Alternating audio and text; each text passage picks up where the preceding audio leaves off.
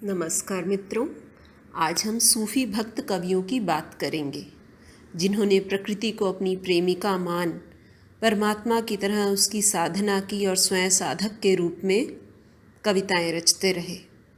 सूफी संगीत की परंपरा में आज भी इन सूफी कवियों के बोल जिंदा हैं।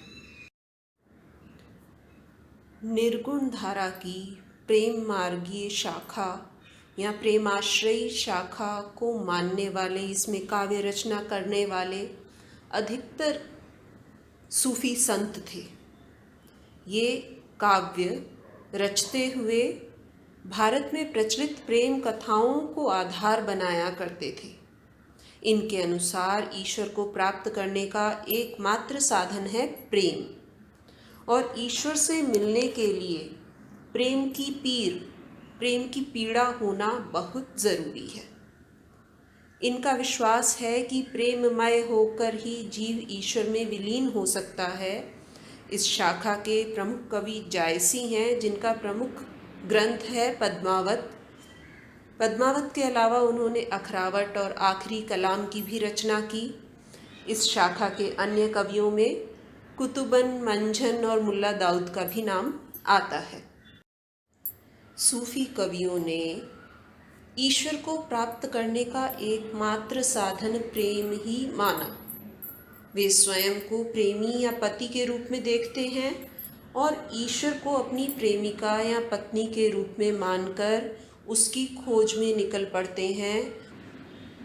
प्रेम के महत्व को उन्होंने पूरे काव्य में व्यंजित किया। मानुष प्रेम, मानव मात्र से प्रेम और प्रकृति के कण कण से प्रेम की महिमा को उन्होंने व्यंजित करते हुए कहा, मानुष प्रेम भय बैकुंठी, नहीं तका छार भरी मुठी। अर्थात प्रेम यदि नहीं है हृदय में प्रकृति के प्रति, आसपास के प्रति, ईश्वर के प्रति, तो जीवन निरर्थक है।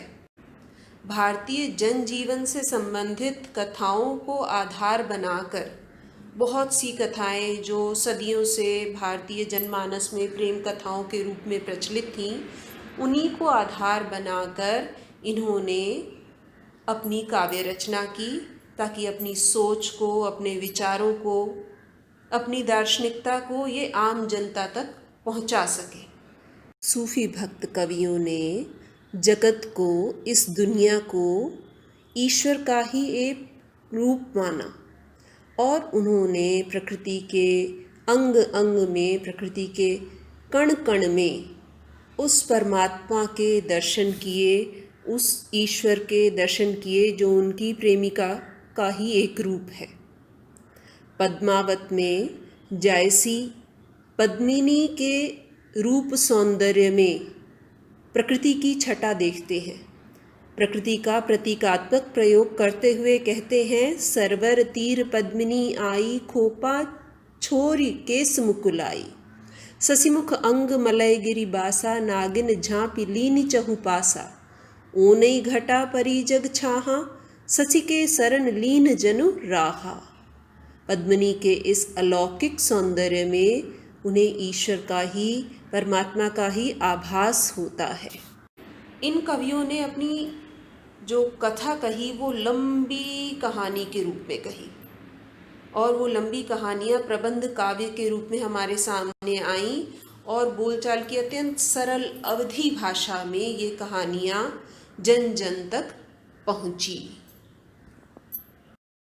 भक्ति काव्य की अगली कड़ी में हम बात करेंगे कृष्ण भक्ति काव्य की। अपने स्वास्थ्य का ध्यान रखिए। आपके समय के लिए धन्यवाद। सुरक्षित रहिए।